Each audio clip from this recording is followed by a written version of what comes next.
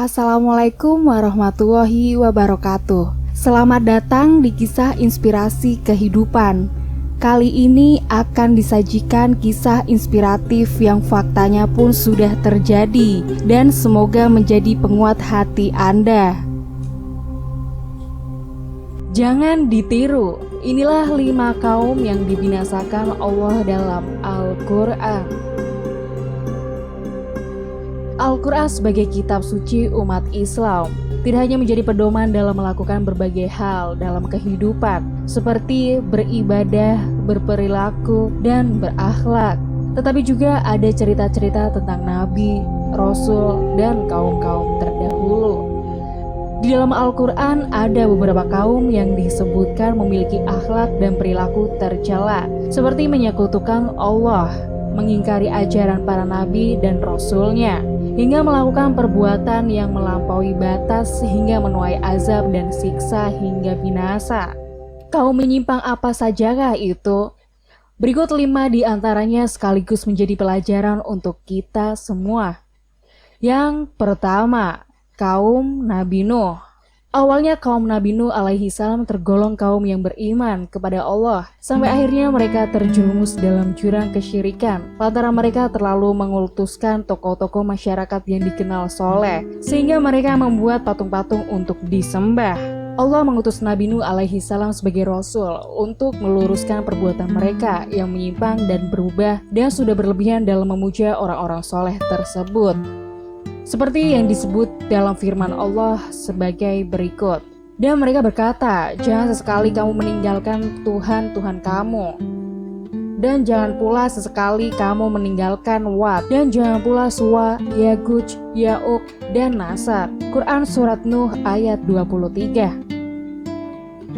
Namun yang terjadi, mereka malah mengejek dan menentang ajaran Nabi Nuh alaihi salam, termasuk istri dan anaknya yang bernama Kanan. Bahkan mereka semakin durhaka kepada Allah sehingga turunlah azab berupa banjir besar yang menenggelamkan semuanya yang ingkar. Hal ini seperti yang disebutkan dalam firman Allah yang berbunyi, "Dia sesungguhnya kami telah mengutus Nuh kepada kaumnya, maka ia tinggal di antara mereka 1000 tahun kurang 50 tahun.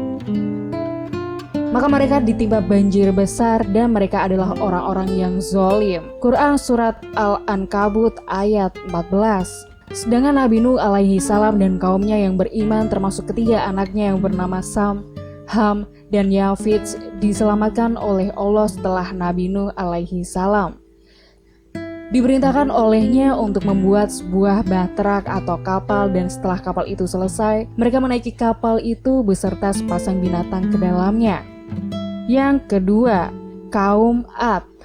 Kaum Ad adalah kaum yang didakwahi oleh Nabi Hud alaihi salam. Mereka dikenal sebagai kaum yang makmur dan sejahtera karena hasil pertaniannya yang melimpah ruah dan memiliki peradaban tinggi. Mereka juga dikenal karena mereka tidak mau menyembah Allah dan justru mereka menyembah patung berhala, sehingga Allah mengutus Nabi Hud alaihi salam untuk menyerukan kebenaran kepada kaum Ad seperti yang difirmankan Allah dalam surat Hud ayat 50 yang berbunyi, "Dan kepada kaum Ad saudara mereka Hud ia berkata, hai kaumku, sembahlah Allah, sekali-kali tidak ada bagimu Tuhan selain Dia. Kamu hanyalah mengada-adakan saja." Quran Surat Hud ayat 50. Namun yang terjadi justru sebaliknya, mereka malah semakin menjadi-jadi dan durhaka kepada Allah dan terus-menerus mencela Nabi Hud alaihi salam dan ajarannya, sehingga Allah menurunkan awan hitam yang sempat disangka sebagai pertanda datangnya hujan karena negeri mereka mengalami kekeringan panjang. Namun yang terjadi adalah angin topan dahsyat yang membinasakan semuanya. Kejadian ini seperti yang difirmankan Allah dalam surat Al-Haqqah ayat 6-8 yang artinya, "Adapun kaum Ad, maka mereka telah dibinasakan dengan angin yang sangat dingin, lagi amat kencang, yang Allah menimpakan angin itu kepada mereka selama 7 malam dan 8 hari terus menerus. Maka kamu lihat kaum Ad pada waktu itu mati bergelimpangan seakan-akan mereka tunggul-tunggul pohon korma yang telah kosong. Maka kamu tidak melihat seorang pun yang tinggal di antara mereka." Quran Surat Al-Haqqah ayat 6-8.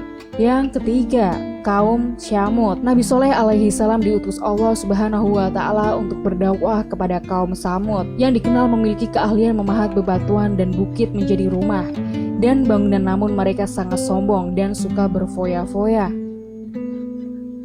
Kemudian Allah menurunkan mukjizat kepada Nabi Soleh berupa seekor unta betina yang keluar dari celah bebatuan. Unta tersebut memberi manfaat bagi penduduk Samud, sehingga ada beberapa yang beriman dan mengikuti ajaran Nabi Soleh alaihi salam.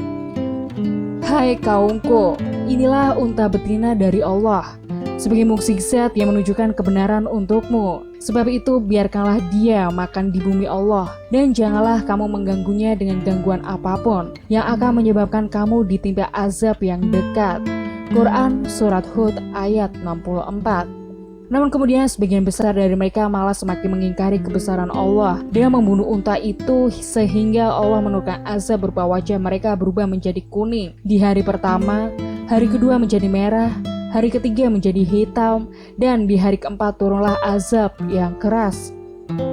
Seolah-olah mereka belum pernah berdiam di tempat itu.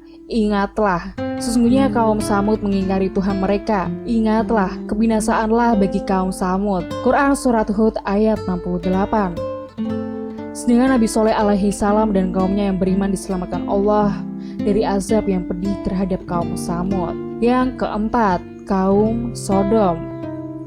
Nabi Lut diutus oleh Allah kepada kaum Sodom yang sudah melakukan penyimpangan yang sangat parah, bahkan tidak pernah dilakukan oleh kaum sebelumnya, yakni suka melakukan hubungan sesama jenis atau homoseksual. Perbuatan mereka diabadikan oleh Allah subhanahu wa ta'ala lewat firman-Nya yang berbunyi, "Mengapa kamu mendatangi jenis lelaki di antara manusia, dan kamu tinggalkan istri-istri yang dijadikan oleh Tuhanmu untukmu? Bahkan kamu adalah orang-orang yang melampaui batas." Quran Surat As-Suhara ayat 165-166.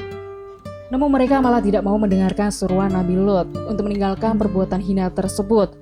Mereka malah menghasut istri Nabi Lut yang bernama Waliha untuk membocorkan keberadaan dua tamu laki-laki. Keduanya ternyata adalah jelmaan malaikat yang mengabarkan akan datangnya azab bagi penduduk Sodom, sekaligus memerintahkan Nabi Lut dan pengikutnya untuk pergi meninggalkan negeri itu tanpa sekalipun menoleh ke belakang. Azab yang menimpa kaum Sodom diceritakan dalam firman Allah yang berbunyi, "Maka tatkala datang azab kami jadikan negeri kaum Lut itu yang di atas ke bawah kami balikan, dan kami hujani mereka dengan batu dari tanah yang terbakar dengan bertubi-tubi yang diberi tanda oleh Tuhanmu, dan siksaan itu tiadalah jauh dari orang-orang yang zolim." Quran Surat Hud ayat 82-83. Dari ayat tersebut diceritakan bahwa azab Allah kepada mereka berupa tanah negeri mereka dijungkir balikan dari atas ke bawah, lalu dihujani bebatuan secara bertubi-tubi hingga seluruhnya luluh lantah. Konon katanya, Laut Mati yang berada di Yordania dahulu merupakan bekas negeri Sodom. Yang kelima, kaum Madyan dan Aikah. Nabi Syuaib diutus Allah untuk berdakwah kepada kaum Madyan yang dikenal suka melakukan kecurangan dalam berdagang berupa mengurangi takaran dan mencurangi timbangan. Selain itu, mereka juga dikenal sering mencegat dan menyerang orang-orang yang hendak beribadah.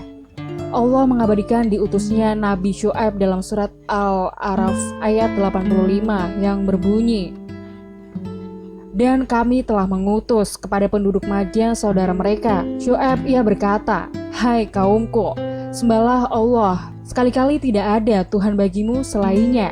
Sesungguhnya telah datang kepadamu bukti yang nyata dari Tuhanmu. Maka sempurnakanlah takaran dan timbangan, dan janganlah kamu kurangkan bagi manusia barang-barang takaran dan timbangannya.